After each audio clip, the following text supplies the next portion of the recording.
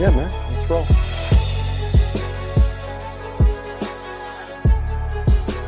Dawn, I'm super excited to have you on the show. Thank you so much for having me here. Absolutely. We're going to talk about a lot of stuff, right? We can talk about you. Well, first off, we're going to talk about you because a lot of people obviously on my channel know who I am, right? But some people may not know who you are. Right. You got a great story. You're accomplishing some amazing things. So what I want to do is be able to share a little bit about you to my audience. And then maybe, hopefully, people will reach out to you because you do real estate. Maybe there's some things that you can help with. And then maybe some of your audience also that may need questions about mortgages or media or whatever, they can reach out to me. Perfect. That sound good? Yep, absolutely. All right, so let's get going. Dawn, how long have you been in real estate? It's been a few years now. I got in just when COVID started, basically. Yeah? So yeah, I went through the whole, oh my gosh, this is the easiest career ever, to, oh my God, this is the hardest career ever. Well, what were you doing before that? I mean, what set you up for that? Absolutely. So I was a 29-year engineer. I just recently retired. Wait, talking about 29-year engineer? Yeah. Oh my gosh. Okay, so I understand how your mind thinks. Yeah. Everything has to fit together. Real estate does not. A lot of pieces of that puzzle. Yeah. But I mean, I'm assuming that serves you very well in all these complicated, 200 different things that could go on type transaction, right? Absolutely. And I think that's what's really helped me succeed so far is process driven. So I'm an engineer, I have an engineer mind. Things have to work together. So I really work on making sure my business works to the best it can. I love, you said process driven. Okay, so I love that. That is something that I talk about a lot, and it's something that I had to learn, right? I was more focused a lot of times early in my career on the outcome of a project or a decision or anything really, right? It was all outcome driven. And a lot of times I would be let down, right? Because the outcome didn't match my expectation. And so taking the engineer approach, which I wasn't an engineer, but I'm very analytical and detailed, I took that approach and said, you know what? I have to focus on the things I can control, which is the process, so that it maybe gets me closer to the outcome that I want. Absolutely. Yeah. Is that what you're doing in real estate because of your past 29 years? Absolutely. So I immediately learned to detach from the outcome, detach from making that money. If I knew that I was doing everything I could to get to that point, I knew it would all work out. So I immediately tackled my schedule and focused on that, making sure I got prospecting time in, making sure every hour of my day was accounted for. So, and that also comes from, a corporate America job where, you have the oversight of other people watching what you're doing and making sure you're doing what you're doing. So I think I had the benefit of the engineer mind with the corporate America mindset that you have to do the work. Right. Yeah. So I mean, obviously you work with buyers and sellers, right? Both. Yep. And I want to kind of play on this a little bit more because process is a big thing for me, not the outcome. And we talk about that with all my companies and just the people in it. And I try to help them understand that because I didn't have that in my life early on. So how does the process piece fit for, like, let's say buyers, right? So how do you use that to help them have a better experience? So great question. I think it's very important at my very first conversation with a buyer to go through a very high level process of what they can expect. Okay. I think, I know that my very first rule of thumb is to make sure that they are pre-qualified or pre-approved for a home loan. I don't want to waste my time, and I certainly don't want to waste their time on doing work that shouldn't be done because they don't qualify. So, I mean, that goes to you. I mean, or they're they qualify, but they're qualified, but in their mindset they want a particular payment or a particular cash to close, which changes the variables, and so they're getting attached to something that they can't buy. Or they can buy, they just don't want to buy because it doesn't fit the variable over here. Absolutely. And so that's why we just said, you always want to get pre-approved before you look at homes. And I get it. I'm not the sexy one in the transaction. Nobody wants to talk to me because I'm talking about income, assets, and credit, right? That's the barrier walls go up. It feels like it's intrusive. Yeah. But the reality is if you're not paying cash, money is going to be important. So you need to get that dialed in before you start falling in love with the home. Absolutely. And I'm guilty of it. I mean, my wife and we'd always rather look at the house Yeah, first, absolutely. right? That's the fun part. It's the fun part. But you need the money. Yeah. Yeah. So I really harp, especially on the brand new agents that are constantly coming to ask me how I've done what I've done. I really harp on getting a relationship, a solid relationship with a lender. That way you guys can work together on getting your client, the best information they can. Sure. So going back to the process, so getting that pre-qualification is the most important thing for a buyer. And then helping them understand the next step. And the next step after that, I go over a very high level process with them. And I tell them every step of the way, I'm going to hold your hand. Right. And I'm going to explain everything, because right now I'm just saying it and it doesn't make sense because it's actually not happening yet. Sure. So I am with buyers and sellers. I do the same. I hold their hand through the whole process and explain every step of the way. No, I love that.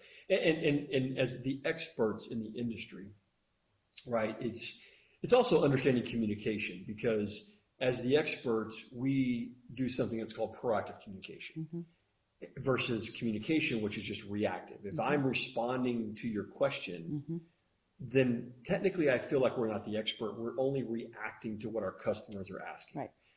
But if we put a process together, which is driven based on our expertise, then it should be answering the questions they have before they ever ask them. So putting that type of communication out, whether it's through video, emails, or text, right? There are things that we know every buyer asks. I don't care if it's their first time to buy a house, if they bought 12 homes. Yep. We do it every day. They don't, even if it is 12 homes. Yep. So what's changed? What should they be on the lookout for, right? Stuff like that. Absolutely. And so I have a standing weekly call with all of my clients. Nice. And regardless of anything's going on or not, Okay. but up to that call, every single day, I'm figuring out, okay, this is what's going on. Here's what could happen. Right. So I'm preparing myself to be able to answer any questions my client has before it even happens. And that's going back to being an expert. Seeing around the corners. Yeah. When I first got in, I couldn't do that, but I had people to help me do that. And that's why I learned quickly. And, you have problems on every single transaction and you learn from every single transaction. I call those challenges. Yeah. Problems are things we can't solve. Challenges are things that we get paid a lot of money to do. Fair enough. Because we know how to solve them. Yes, fair enough. And Right. and there you go. We become problem solvers in every single transaction. Yeah. So yeah. Yeah, I mean, as someone that does loans and someone that owns a company that has loan officers that do loans, I find myself, I have a very structured day and I have a very structured process if I'm the LO versus if I'm just running the company. But most of the time, when I get involved in running the company type stuff, it's okay. What challenge do I need to solve today? I'm a firefighter, right? Do I put my firefighter hat on? Yeah. What am I doing? Right?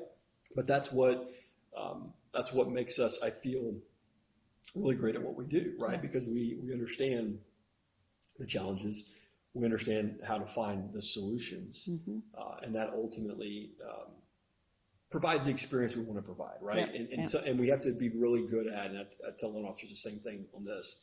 You have to be really good at understanding is the challenge that you're trying to solve potentially detrimental to the experience in the loan, or is it not? Because if it is, then it's really important to bring the parties involved into the conversation so that they understand what the opportunity for detrimental challenge is, right? What's going to happen, so that they can help you solve it. Yep. Right? Too many people try to solve it on their own. And you don't have to. They don't have to, and it stresses people out. It stresses them out more, right? You're stressed out because you're trying to figure it all out. You don't know if you can. You're trying to figure out ways to not let anybody know. And if it works out, great, but you didn't give yourself an opportunity to shine. Yep. Right? And I have found that, especially the last few years, especially the last few months, that there is a solution to every single problem. I just have to go find it. I rely on my lenders. I rely on my title company. I rely on my broker. somebody has the answer that I need if I can't figure it out on my own. So, I mean, although I'm a solo agent, I have a team behind me that I rely on to help every single one of my clients.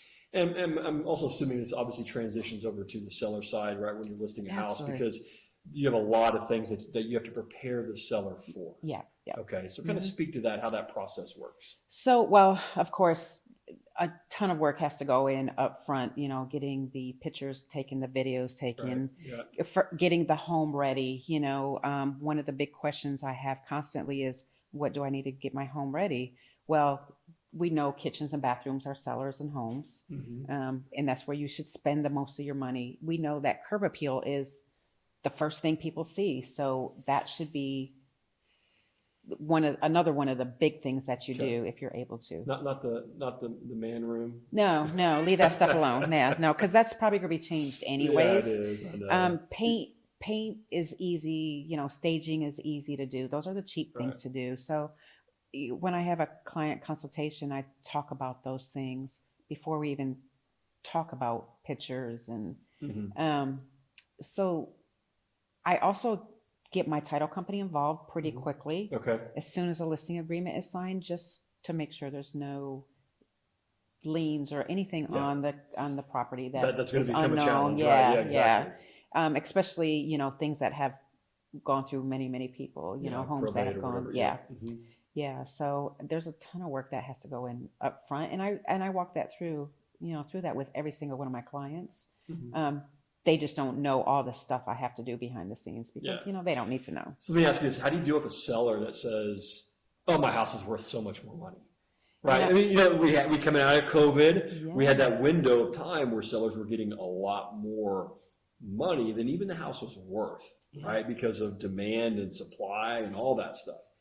Now you fast forward to the market we're in today, which is of a more normalized market, right? Nothing's wrong with this market. It's just more normalized. It's pre-COVID market. But sellers still want the COVID market pricing. How do you deal with that? So what I have done with a couple of people is I have shown them the comparisons before COVID. Then I showed them what the numbers look like during COVID. Then I show them what they look like now. And even now, we are still 10 to 12% higher than we would have been pre-COVID. So you still have a ton of equity in your home that you would not have had. But, I love my home and I think my value is so much higher, but that's subjective to me. It's always the same case with every seller. A buyer will be the one to determine what your home value is at the end of the day. Yeah, the market determines really what your home price is. The appraiser is going to tell you what it's worth, but that doesn't necessarily mean that's what you're going to get. You may get more still in today's market because of supply and demand. Or, if you got to move fast, you may be willing to take a little bit less, right? Yeah. So. And the key is to pricing it right. I mean, we're experts, we know what the market is suggesting your home value is. And if you price it too high, it's just going to sit there for a while and you're most likely to get a lot less than what you thought you would anyways. So there's some people that say price high or price a little bit lower and then get into a bidding war. Potentially I don't believe that. I don't do that for my clients because that's hoping it happens, right? Correct. Yeah, you don't know. Yeah. Hope is not a plan. Yeah. This is what data shows me, but ultimately you get to pick the price, but this is what data shows me. Here's the consequences of going too high and here's the consequences of going too low. Here's the data, here's my recommendation. Yeah. So it's one of the things that we do with buyers in our consultations, right? We provide what's called a home loan analysis. And that home loan analysis is going to break out, let's say, 4 different options, right? So after our conversation with the client, we're really understanding what they're wanting to do. We understand what the price point of home that they're looking for. And then we'll show them, let's say, 4 different options for that price point. And based on certain answers to questions that we ask, like one, how long do you plan on keeping the house? Right? That's going to drive like our recommendation, right? Based on the amount of money we can save them over that period of time. Right. So if they tell me it's going to be a 3-year stay or a 7-year stay or a 15-year stay, then I can make recommendations to save them the most money over that period of time. And the most money is taking into account like down payment, closing cost, should you pay points or not pay points, what's the interest going to look like over that period of time, and when you combine all that together, which one saves you the most money? And sometimes people don't realize, okay, hey, maybe this loan is actually better than this one. So we go through that, we make that recommendation, and then we let them make a buying decision, much like you on the sell side. Look, I'm going to make this recommendation. This is what I would do. If it was me, if it was my daughter, whoever, this is the one I would tell them to do. But they may choose something else. Perfectly fine. It's important for them to have the data, the numbers, and have it laid out in such a way that they understand. Because lending is not as cut and dry as you would think it is. No. There are so many, different programs out there, right? There's so many different, like you said, you could do a conventional with 3% down, or you could do a conventional with 20% down. You just guide them to what would be the best for them, and they make the decision. Right. So like not a lot of time, every time what happens with a client, like when you refer a client over, let's say if I'm the originator, you refer a client over to me, then I start out with a high trust call, right? So my big deal is a 15-minute high trust call. That's all it takes. And it goes over the same three things. Brandon tells you, because he listens to all of them when I put them together on our training calls and everything. It's about credit, cash, capacity. Everybody's like, oh my God, you talk about the same stuff. I'm like, I've done it for 26 years. Those are the three things you need to talk about with every client. Because it works. It works. Yeah. Well, one, you need to understand where they are. You need to tell them what the market's delivering. Hey, everybody has 3 credit scores. Which one do we use? They need to know. They need to know what is the basic, the number that we're focused on, right? Where does it have to be? 620 or higher, right? Higher the better, because it lowers interest rates, lowers payments, lowers cash to close.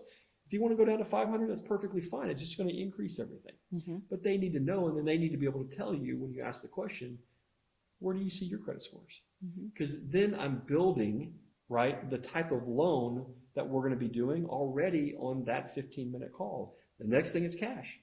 People come to me on all different paths of their journey of home buying, right? They do. Some people have a lot of money. Some people have no money. Some people have very little money. All's good. I just need to know what you've saved up to use to purchase your house. And just because you have no money or little money does not mean you cannot be a homeowner. Absolutely. They think that they have to have the money. Well, maybe they don't. Maybe they have my first question is, okay, no problem. You have no money to buy a house. Cool. Do you have a family member that's going to be gifting you money? Is your employer going to be giving you a bonus to help you purchase a house? 401k. Or do you have a 401k that you're going to be borrowing money? Or do we need to go get down payment assistance to help cover that? All of that is, there's answers. There's solutions to that challenge. We just need to understand what challenge I have to solve. Absolutely. And the last thing is capacity. So credit, cash, capacity. It's just understanding the job. Are they self-employed? Are they W-2? Are they hourly, salaried? What do we have? Where's that money coming from? Some people have no income coming in. And they're like, well, I didn't think I could buy a house because I have no income. I'm like, well, but you have cash. So we can do one of two things. We can do an asset-based loan, right? If you have enough assets in your retirement accounts. We could do a no income job loan, right? We don't verify income. We don't verify your job. We don't verify any of that stuff. You're just going to put 20% down plus, right? Depending on credit scores. And you're going to be able to buy a house. Agents, I had an agent tell me one time they turned away a buyer because they didn't have a job. They said, look, you need to relocate here, get a job first, and then we can get you into a home. And I'm like, well, tell me a little bit about the situation. They're relocating. Well, they were selling their house in New York. And they're going to have like $1 million plus cash. And they had no idea that you could buy a house without a job. I'm like, oh my God, you had $1 million. He's looking to buy a $600,000 house here. Easily put 20% down and be able to take care of that. So it's just like understanding like there's always a way to get things done if you have credit and you have cash. We can figure things out. I learned that really early on to just because I think they don't qualify, I'm not a lender. I'm not the specialist. I'm not the professional in lending. So I always say, let me get you in contact with a lender that can go through everything with you. And I was completely shocked in a lot of cases where people thought they didn't qualify. And I frankly thought they didn't qualify, but we got them into a home. Figured out how to get them into a home. And I think that's the important thing is being able to pivot. So as real estate agents that are out there, I think it's really important for you guys to understand in the iceberg theory, the tip, the top, everything above the water, right? Because there's a lot of stuff that happens on the downside of that, underneath the water. But it's important to understand that you can have conversations around the same things that I just do am a high trust call, credit, cash capacity.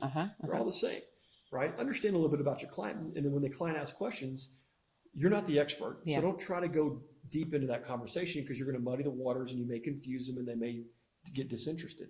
Just say, you know what, those are great conversations. What I'm going to have you do is I'm going to introduce you to my strategic partner. Bob Johnson owns BobMortgage. I'm going to let him go ahead and be able to answer those questions for you and then make sure you're on the right path to home ownership. I'm going to do a joint text and we're off and running. There we go. It's as simple as that. Yeah. Right? Takes me out of the equation, but keeps me there. Keeps you there because nobody knows everything. Yeah, and so it's important to showcase that you have a team. And that's part of being an expert in any industry is being able to, I don't know, but let me find out who does and let me get you in touch with somebody who can. I mean, general contractors, lenders, title company, electricians, plumbers. I mean, if my clients need somebody or even customers, people who aren't even going to use me, I'm like, I got you, you know, let me get you in touch. I've been doing this for 26 years and I don't know everything. I mean, I still have to reference guidelines. I still have to call change so much. Right. All right. So you're at EXP. Yes. Let's transition to that. So you're at EXP Realty. Yep. What made you choose EXP as your broker? Great question. So, before I got licensed, while I was studying for my exam, I interviewed 13 different brokers. Wow. Brokerages. There's that engineer mindset, guys. And when I went in with a list of 5, 6, 7 questions and for every single one. I mean, a lot of things at a lot of different brokerages were amazing. I loved about it, but a lot of things were so convoluted. Okay. Commission splits, training, having to be in an office where I come from a time when I worked from home the majority of the time. I didn't want to have to be in an office when I'm a business owner now, you know? Right. Yep. So I interviewed EXP, 2 different agents within EXP, and they had I was able to work from home, you know, and be able to tap into every resource from home. They had stock. We have stock options. Yeah. They have a healthcare plan. Okay. They have everything I came from a stable corporate America job. So that was what really captured me. But they also had many ways to make money within EXP. You can be a mentor, bring on rev share, you know, bring on other agents. As long as they're producing, I can make money off of that, not from the agent, but from the company. Sure. Yeah. So just so many great things. And, you know, I kept hearing the word collaboration, and that didn't mean anything to me until I joined EXP. I got to see some of the other agents on the other side of my transaction. They were in an office, and their office didn't share information because they're in competition within that office. They view it as competition. Okay. Yeah. Whereas in EXP, I have grown so much just because I've been able to reach out to other realtors. I mean, you came to our big event the other day where they were recognizing everybody who did something in, you know, the last year. Right. The collaboration is just amazing. And we became family. I have people in California. My sponsor is in Houston, and that team is just absolutely amazing. You know, the referrals that we give and get from each other. The list goes on and on and on. Well, you're a network of 86,000 plus agents, you know, that really do focus on collaboration. And regardless of the brokerage you're with, guys, I mean, collaboration is key. Absolutely. Because like we talked about, nobody knows everything, and you have to be willing to share. And you can't view this industry or what we're doing with a scarcity mindset. It always has to come from a place of abundance. There's enough business out there for all of us to have a really great share of business, and people aren't going to work as hard as one versus the other. And so your opportunity may be even greater when you start sharing more. Absolutely. You know, and then within EXP, the education they have a library of education. You don't have to, we have like 20 classes every single day that are live, Yep. but they save it, so you can go tap into it later on. So all the Nice. information is there. But one of the biggest differences between other brokerages is that our brokers are somebody is always available. We don't have to wait for a call back or a text back. We just go into our virtual office and somebody is there to answer our questions. That's important. Time kills deals, speed wins. Yeah, So you exactly. gotta have people there. Exactly. So I can go on and on and on, but I digress. And Mm-hmm. it's an amazing company. I am happy I'm here. I probably will never leave just because of That's the awesome. opportunities I have. So Well, I mean, I think that's important. I mean, it shows to your clients as well when you're happy about the place that you are, right. right? The place that you have in your business, and you're happy with that, and you're content, and you don't have to worry. You're not looking over your shoulder. The grass isn't always greener. They feel that, Yeah. right? Yep. So good for you. I like Yeah. that. Yeah. And I could continue to grow because of the people and the collaboration I have. So yeah. What's driving you right now to continue doing what you're doing? Well, I mean, because You mean what is my why? Yeah, there you go. What's Okay. your why? I like that. So I've always wanted to get into real estate, and I finally did because I could no longer travel. When COVID first kicked up. So I was sitting at home. I was like, I need to do something with my life. I'm bored to death. So I started real estate. Okay. But I was a world traveler, 85 countries, 6 continents, 45 states. I literally have been everywhere. Yeah.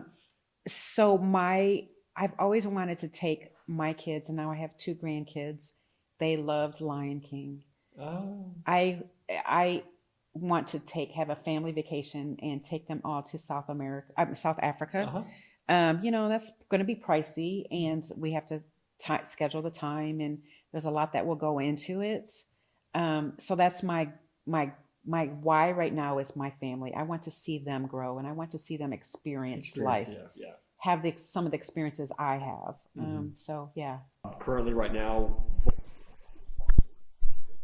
the company that I have, they don't even know who Bob Johnson is, right? Nobody remembers that, but it's been planned and marketed that way as BobMortgage. So that's my company, and I'm the main producer in that organization, and everything that I bring in filters down to my team, right? And my team helps me continue to do more loans and all that kind of stuff, right? I have a media company that I have a partner in with Brandon, and Brandon and I built out our media company from all the great things that we were doing with BobMortgage. Because one thing I knew coming into creating that company was I had all this knowledge, but did everybody know who I was? Because most of my time has been spent building organizations, right, over my 26-year career. And so if I'm going after and talking to and wanting to get business from real estate agents, like, well, really the people that I knew were loan officers, underwriters, Fannie, Freddie, all the corporate stuff. Right. And so I had to go through the attraction piece, right? And we turned to media so that I could take my knowledge, I could take all the experience that I had, everything, and be able to articulate that and put it out there so that when I walked into a room, you already knew who I was. So when I asked for a meeting, you said yes, because you knew who I was, and all that led, right? And so that was a lot of what we focused on. And as we did all of that content creation and distribution, we started getting people ask us, hey, can you help me do that? Hey, would you help me, do because mine? You are now known, liked, and trusted because of your media. Yeah. So we had to turn that opportunity into a company. And now we have a company called BX Media, which you can find us at bxmedia.io. And what we do there is we provide, a slew of services, right? So we do anything from, in the real estate community, right? Anything from photos to videos, all the video production, all the editing. Really any podcast, just any things like this. Anything you want to do, we can pretty much create from the media's perspective. So that's been fun. It's a creative outlet. It's kept me really having fun on the mortgage side because now I get to share more. I get to educate, which is a big platform for me, is the education. And then we also I have another company called High Point Lending, which most don't know me as, right? Because I don't market that personally for myself. It's a mortgage company that was created to, much like an EXP model, which was created to attract loan officers, Oh, okay. right? Because I didn't want to attract loan officers under the Bob Mortgage brand because it's so about me. Yeah. And that's not what it should be about when you're attracting other people to your company. Right. It should be about them. You want to help them build their brand. So these are two different mortgage companies, yeah. Cool. Two different mortgage companies. I operate two on different platforms. Very cool. We don't compete, right? Because I just have my book of business that I just run. And over here, what I'm trying to do is help loan officers, right, get everything that I've found through my journey, right? The things that work, the things that didn't work, utilizing my media company to help support them to build their brand, because I want their brand to be bigger than the company brand, right? Because that means I'm doing the right job. So those are independent loan officers. They're loan officers. They're people that would be just like me, right? They're all out there doing loans under High Point, HPL, and we're helping build their brand, build their business, getting them, more attention, right? So they can do more loans. So that's a different, I shift, right? Because I have to take the mindset of, okay, what am I doing here? And then turn it into, how can I utilize this, through my high trust call, my home loan analysis review, the process that we have, the process more than the outcome. Okay, this is what works. It's worked for over 27,000 home loans in 26 years that we provided to families. It's worked. So let's take that and then help other people do 4 million loans for people, right? I mean, then you can really expand your reach and impact more people. So it almost sounds like your part of your why is just to help other people. It always been. I mean, well, I shouldn't say it has always been that way. No, it didn't start that way because I was only there to help myself. And what I found was there was a great satisfaction when I could help others. And then I had to understand this next piece, which is really important when you're building a team or you're building a company. You got to give them 100%, and it be okay if they decide to leave. Yeah, detach from the outcome. Exactly, detach from the outcome, because I did give 100% to people, and they left and went and did their own deal. Human nature. But in the beginning, when I was a bit more immature in my business building, I wore it here, and I would be very frustrated with their departure. And then I had to really come to understand that, well, one, I did it myself, and two, that's my job. My job is to put them in two positions. One, for them to be able to make that decision to go do it on their own and be great. But two, to make it so attractive and make the value proposition so good that they never want to leave. And that's the process. So I had to focus then on that and that alone, so that when they got to the point to make a decision, they were going to choose what was best for them. And I was hoping that it was the process that I wanted that determined that outcome. It was to stay here. If nothing else, you at least made their life better. Sure. So, so I have a quick story. It may not be too quick, but so I got my license, and I had my pictures taken for my, business cards, because that's one of the first things you do. Right. So when I got my pictures taken, I caught COVID for my photographer. And I had it really bad, to where this was when people were going to the hospital, not coming home. So I was not going to the hospital. I was in my house for 3 weeks. I would walk up one stair and have to sit down and catch my breath. So after, a couple weeks, I went back to work, my engineering job. And I knew something was wrong. I was trying to solve technical problems and had no clue how to get to the answer. It was like my brain was blank. So I started seeing a neurologist and a neuropsychologist, and basically I ended up having COVID brain fog. So God works in amazing ways, because during that time I was dealing with the COVID brain fog, but I was still growing my real estate business. And I came from a past where I was not empathetic. I mean, out of 100% of empathy, I probably had 5%. I was not empathetic at all. Okay. The COVID changed, because it took away that piece of my brain to this day that solves technical problems. Okay.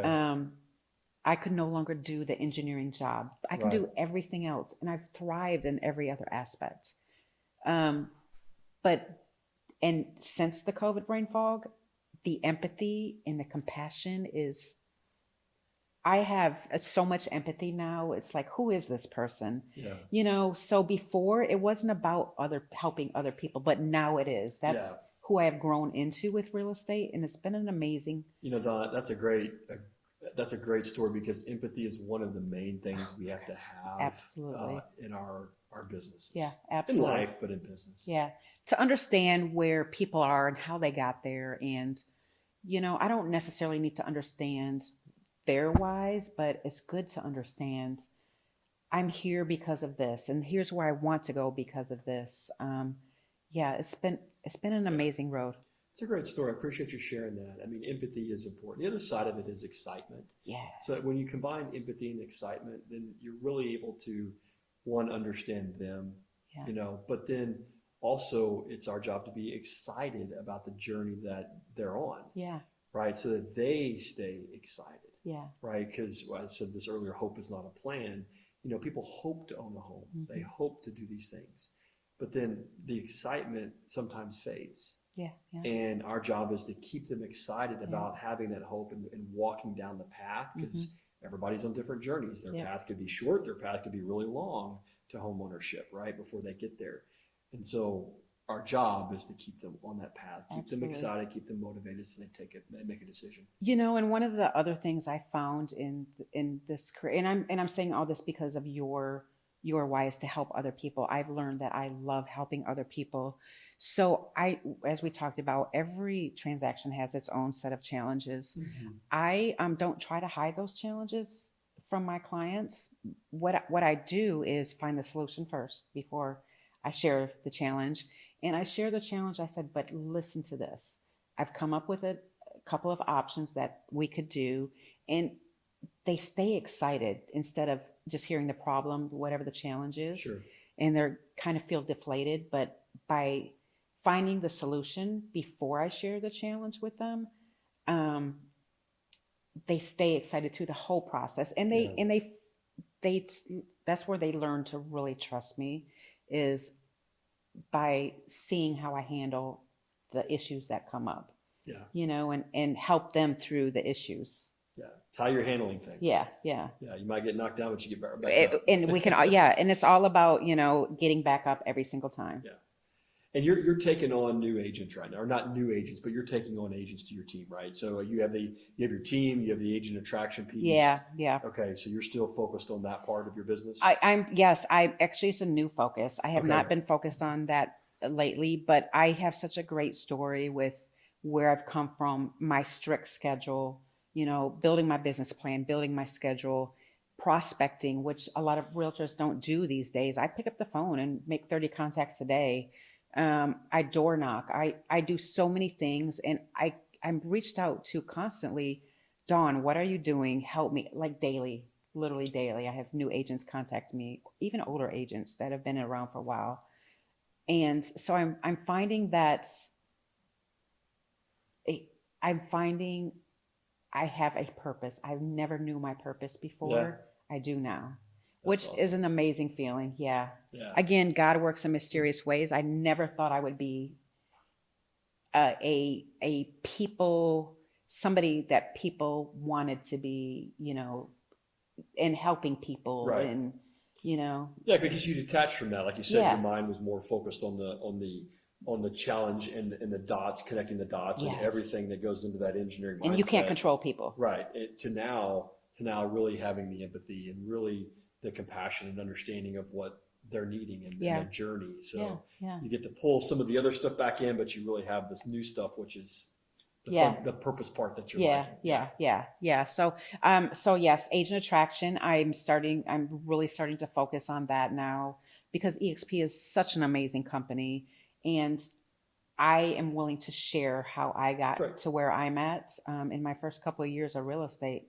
I mean, I didn't have to retire, but I did retire because I'm able to, because of, my accomplishments in EXP, and 30-year engineer, I was doing pretty well. Right. So, and that's what the EXP piece allows you to do. Absolutely. And so we did the same thing. There's a lot of our industry, or a lot of our industries, or just in general businesses, a lot of it's swipe and adapt. Yeah. right? I mean, sometimes you swipe what others are doing well and you adapt it to your model and you modify it to something that fits your business strategy, right? Yep. And I'll be honest with you, that's one of the things I did within the High Point Lending company, my loan officer attraction company. We looked at it and said, one, much like you got to give majority of the revenue to the people that are producing it, right? You got to do that. Two, we wanted to have a model where we could pay them as they helped us build our company. So LO attraction, agent attraction, right? It's top line revenue payment, not from the loan officer's share, but from our company share. So same model, and we did it. I did it based on tiers to where, you have, let's say, your first tier and you get your numbers and then you teach those people, let's say you recruit 5 LOs and you teach those 5 LOs to go out there and recruit 5 more.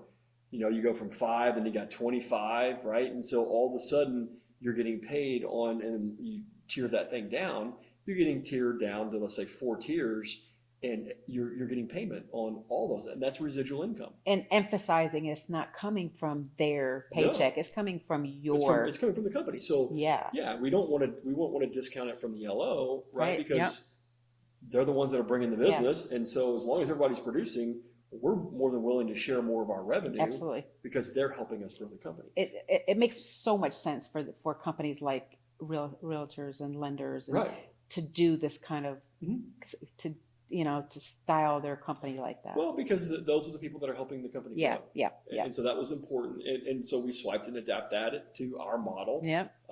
It's a little bit different because of our pay structure and just different things that we all have, but concept's still the same. And, I want loan officers to look at that and say, wow, this is something we don't have, because normally, much like real estate agents, you only get paid when you close a deal, right? And you got to go hunt.